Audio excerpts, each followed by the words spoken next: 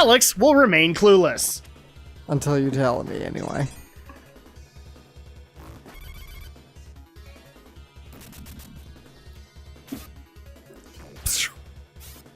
Okay, that's gonna be 2. Bye-bye. Okay, now we really need a heal.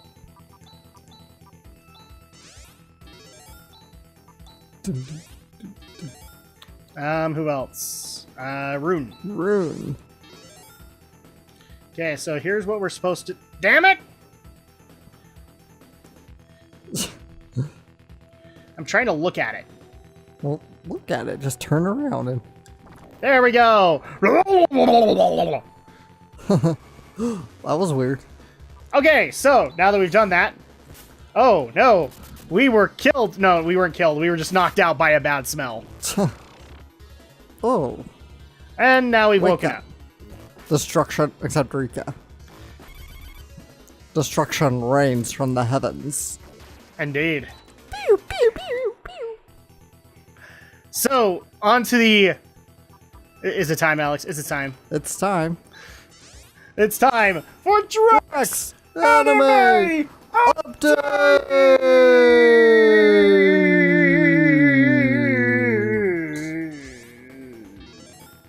I'm sorry, I don't know what happened there. The motor ran out. I don't know. So, you will all be happy to know I, as of last night, finished Mobile Suit Zeta Gundam. I'm not going to go too much into the plot of it, but let's see. A bunch of stuff happened. We had a big pivotal battle that killed off a good portion of all of the cast members that you got to know, like all the new ones. Everybody dies. And Camille's in a coma.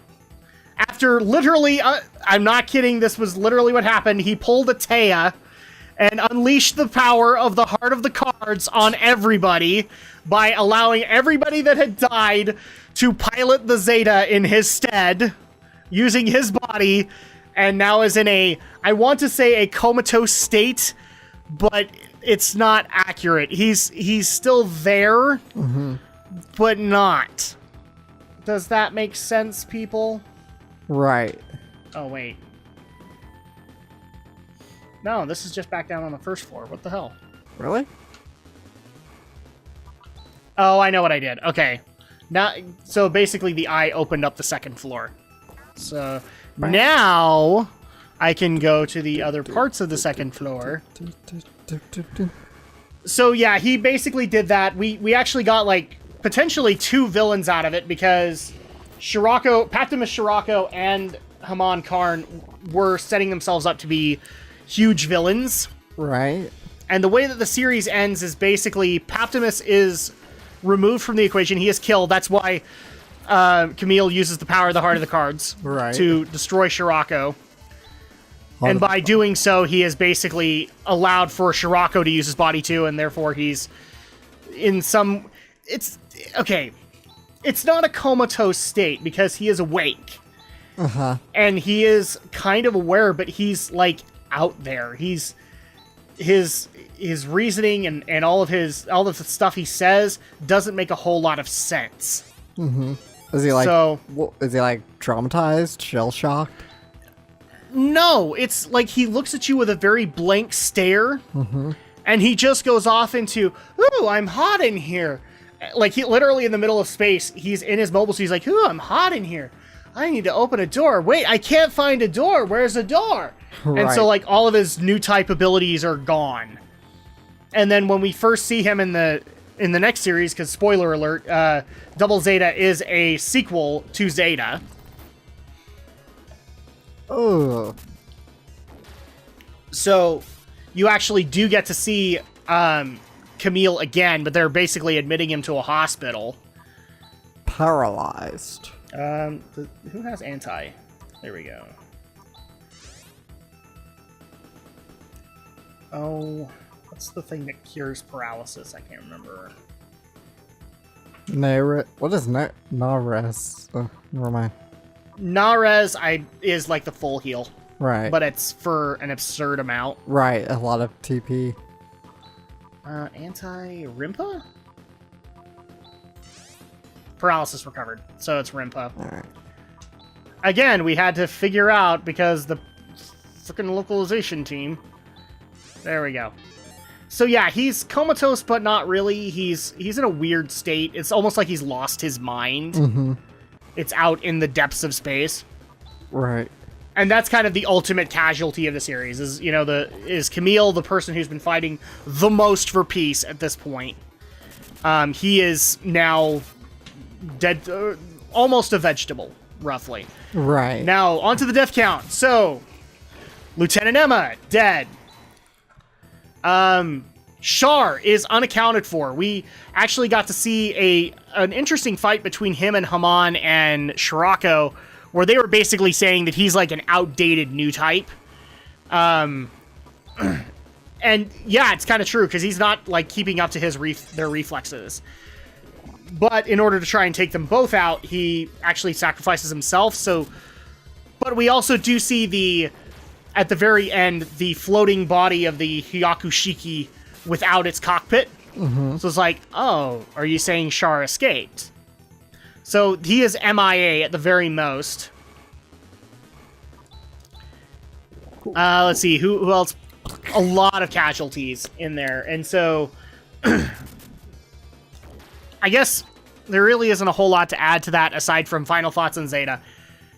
Zeta Gundam, so much better than the original series to me.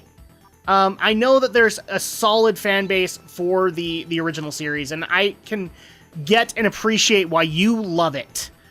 I am not in that camp, however. Mm-hmm. The original series bothered me for a lot of the reasons that I've stated. It was really hard to grasp Amuro as a character.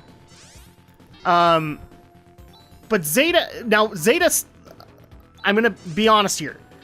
Zeta has its problems too. Right. Okay, it focuses a lot on relationships and things like that, especially at the wrong times, when it really could be focusing on the actual plot of the story. But overall, like, animation-wise, combat-wise, character-wise, I still love Camille more than I did Emo Amuro, alright? Right. Even this Amuro in Zeta I like a lot better, because he feels more human to me. Instead of just a whiny little brat. Yeah, Amuro. More like Imuro, huh? More like Imuro, yep. And now we're gonna get like a dozen hate comments. Waka waka waka. So with that, final thoughts on Zeta. I love it. It's hands down better than the original series in my opinion. And frankly, like, if I was to watch that as a cartoon growing up, I would have loved it. Mm-hmm. I would have wanted to finish it.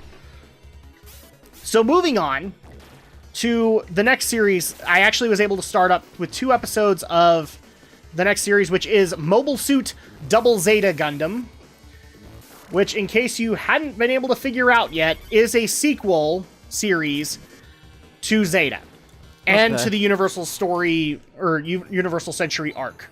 Okay. I mean, it literally starts up right after the events of the big battle in Zeta. It literally starts at that point. And we actually get to follow the now very broken Argama making their way to Shangri-La Colony, or it's Side 1 is what it's called. And they're basically going there because they've heard of a hospital that would be able to help Camille. So at that point, we get introduced to our new protagonist, named if I murder this name, I am sorry, people. Judao Ashita. Mm-hmm. The reason I'm worried about that is because this is the first series that has never come to the, and I'm talking Gundam series, that has never come to the United States. So it is subtitled. Right. And I'm not saying badly or anything like that. It's still very enjoyable, but this is definitely an arc that when Right Stuff promised it was going to come in a DVD format, a lot of people were excited. Because there's a lot of Gundam fans that, because of their subtitle rage, like I have never seen Double Zeta, and therefore have not seen kind of the completion of the arc. Right. Well, they technically have. They've seen the end of it, but they haven't seen anything past that point. Can I just use... Thank you. Who needs it? Let's give it to Rika. There we go. So, now that we've taken care of that... So we meet our new protagonist, Judal Ashta, who is basically a vagabond in the colony. Mm-hmm. He's scrimping and saving to get his daughter... Or, not his daughter. Wow. Oh, why did I do that? His sister... I shouldn't do that because they are really close in age. Right. No, I want to use it. There we go. Use it on Rune. He wants to get her out of the colony because, like, they are living a slum life, and he wants to get her into a better school. So, a commemorative guy, or what's the word I'm looking for? Commendable. Commendable guy. He's... Thank you. This dungeon is destroying me mentally.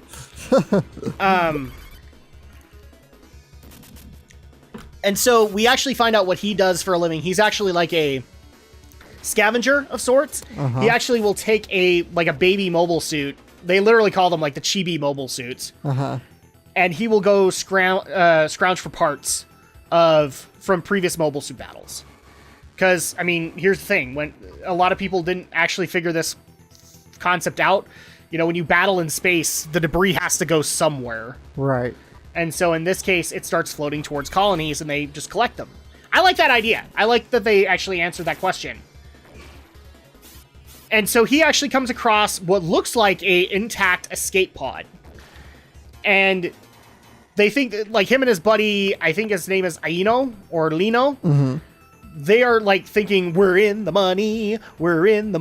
You know, like this is going to be like a solid 500 credits for each of them. Right. And then they find out that the escape pod actually has somebody in there. So they let them out, and it turns out to be Yazan, who is like one of the bad guys from the Titans in Zeta. Oh, I should probably also point this out. So one of the results of the aftermath of the big battle was the fact that... Wait, is this what I think it is? Yes, it is. One of the effects of the aftermath of the battle is that the Titan fleet built a ginormous weapon of mass destruction kind of thing. They took an entire colony and made it into a laser cannon. Uh-huh. Well, the AU actually took control of it, and then in the middle of a battle, they waited until all of the, like, a majority of the Titan forces were all in its line of fire, and fired it. So as of right now, like 75%, the Titans' fighting strength doesn't exist anymore. So they are, and without Shirako, they are, and the fact that Shirako assassinated their leaders, the Titans are no longer part of the equation. Right. They are not the problem anymore. Now the biggest threat lies from Axis, which is Zeon. Chaz is dead. Yeah, Chaz is dead. Love how casual you're like, yeah, Chaz is dead. He's dead. We're talking about so much death, it's like, it's rubbing off on me at this point. It's like, oh, look, another casualty to talk about. Another casualty. There we go. And his dying has recovered. So people can get off my case now. Ooh, you know you're dead. Oh, you think you're dead there. You think you're dead there, buddy. Good thing you're dead. Okay. So with that, they find Yazan, who is still having a revenge boner. Mm-hmm. Against the Argama. He wants to destroy the Argama. And the Argama is seriously injured at this point. Like, they can't do a whole lot. Not only is Camille out of commission, but the Zeta is acting weird ever since the whole uniting with the Heart of the Cards moment. It's not reacting properly. So Yazan decides, oh, well, then I could just take this back to my base and get it fixed. And I don't have to worry about this at all. I can actually use the Zeta for myself now. Which, you know, for anybody who's following this is kind of sad. We don't want to see the Zeta, which has been used by Camille for so long, fall into their hands. So at that point, Judal believes he is a legitimate... I'm actually going to need to step out of here. So, Judal thinks he's a good pilot. Right. And all he's piloted have been chibi mobile suits. Mm-hmm. Well, he decides in the middle of the battle that by the way, he's sided with Yazan because Yazan has promised a good payoff. Well, after Yazan kills somebody, because it's war, he decides Yazan's a jerk. So at this point, he actually looks at the Zeta and goes, well, I'm a good pilot. I bet I could pilot this thing. Mm-hmm. You know, like you do in a Gundam series. Right. And it just so happens that when he pilots the Zeta, he sucks at it. because the Zeta is like out of whack, anybody who tries to pilot it would be unsuccessful. Right. So they kind of hammer that into the ground. And that's kind of where so I was able to watch 2 episodes. Episode 1 was a ginormous recap that even puts like who's that Pokemon to shame. I'm not kidding. It really does. It puts that who's that Pokemon kind of segment to shame. This was an episode that actually had a Gundam quiz. So the first episode was that, and then the second episode was introducing the cast. And all they really introduced was that Judao and his little crew. Also basically saying that the Argama is inherently defenseless because none of its pilots, minus one, but she's not the greatest pilot, are all dead or in a coma. So it's really setting up a good kind of status quo for the series where the Argama is really in deep. Like, you almost wonder how they're going to get out of this mess. Right. Because Char's not even there anymore, so you don't even have your leadership for the AUG. I'm gonna run from these guys. King Saber. There we go. Ah, come on! I'm trying to make my way back to where we were. I may not be able to, but we're gonna try. No, we don't want to fight a reincarnation of a boss. But that's pretty much my update. I've been watching... I watched the end of Zeta, and I was satisfied with the ending. Even though it got kind of dumb, I'll admit it. But it was still satisfying in the end. All right. You know, it was still awesome to watch all of that happen. And Double Zeta, I already love it, but for one particular reason. The opening theme is so catchy, I was literally singing it in my dreams last night, I'm betting. And so I actually hinted at this. It is Anime Janai, Anime Janai. Its opening theme literally says, and I quote, and that's the best part of it, it's not anime, it's what you choose to believe. That's the theme. I love opening themes sometimes. Their translations are so weird. Right. And this is another one where literally its chorus is, it's not anime, it's not anime. Anime Janai, Anime Janai. What makes this even better is I now get a joke from Build Fighters. Try. Because when they're actually making their way back from a mobile or a Gunpla summer camp, right? There's actually a point where the names are escaping me right now, but the Sekai and the girl are actually singing the theme song to Double Zeta. Nice. And I was like sitting there going, it's not anime. What? Huh? And immediately, like after the first episode, I'm like, I still get this. Oh, this is what they were talking about. Very nice. Anime Janai. So that's going to be like the biggest thing for me right now, because that is such a catchy opening theme that I have a feeling I'm going to be singing it for quite a while. So if I annoy you all endlessly with Anime Janai, Anime Janai, that's going to be why, and I apologize profusely to you. And, well, we could probably take this one on. I'm kind of in that running mood, because we had so many problems, but I shouldn't. We really do need to fight this stuff to level up. Ow. So now that I've given my anime update, do you have an anime update, Alex?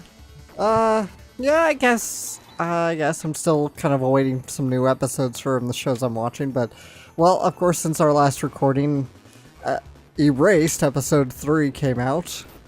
And that was a pretty intense episode as well.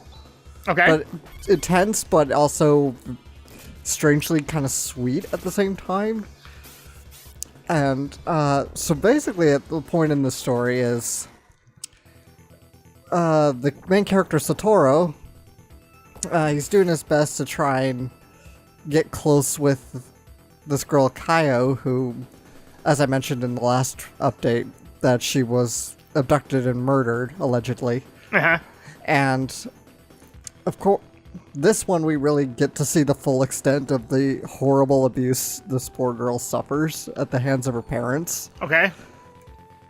So he winds up stumbling upon her after she's been like badly beaten, and she's like I don't know if she went out there to hide or if she was just tossed in there, but she was like in a shed, and it's, keep in mind, this is the middle of winter, it's February in the story. And, you know, her mother does come out and throws a coat on her, tried to be the, you know, quote, proper mother. Okay. And, of course, Kaio gives the excuse, I fell, that's it. Even though Satoru knows her mother probably just beat her up again. So after that, in class, I guess he was in charge of the lunch money for all the students.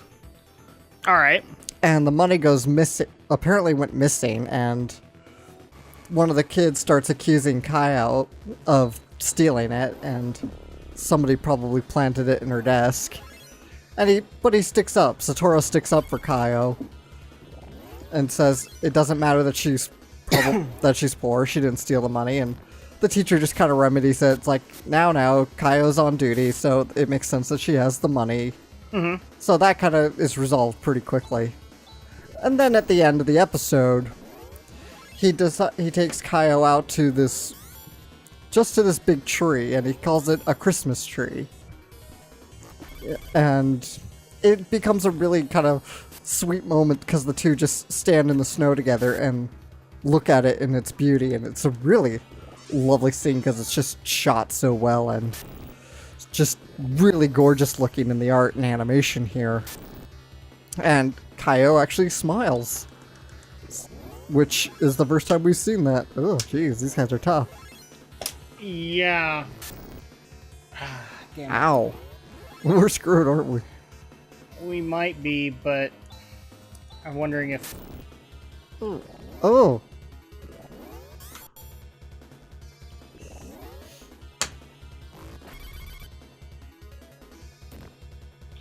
Yeah, we might be a little screwed. Especially if they keep healing. Oh yeah, they just doubled out. They just doubled out what I did. And for some reason, I can't get anybody else to hit. Jeez, we keep missing. Okay, good. All right. Oh, jeez. Jiminy Christmas, people. All right. Chaz. Rika. That's okay. I figured that we would probably have a couple of runs with... no effect on an android. Yeah, I keep on forgetting that. Yeah, we just see that poor Kaio's an absolutely messed up kid. Because she just gets wrecked on by her... We assume it's her mother, but there's obviously someone else there. Okay. I don't know. Yeah, we don't really know the relationship because we don't know if it's like a boyfriend, if it's a parent, or her actual father. Could even be her father born out of wedlock. I mean, we don't know that much. Mm-hmm. But we do also like see Kaio's mom just dunking her daughter's face into ice water to try and quickly remedy any bruises. And it's pretty much to the point she's nearly drowning her. It gets disturbing and it gets pretty heavy. All right. So, but a really excellent episode. The series as a whole so far just been really good, even though it's only 3 episodes, but it's going to be relatively short at 12 episodes. Yeah. We could probably take this guy on. We could take him. I don't want to, like, we're getting to that point where, like, all of the enemies that we're coming across in the dungeon are mini-boss status. And so I don't want to take them on for the experience just because I don't want to create problems trying to get all the chests out of here. Right. But I think we're actually getting to a point where all of the stuff has been collected, so we might be okay.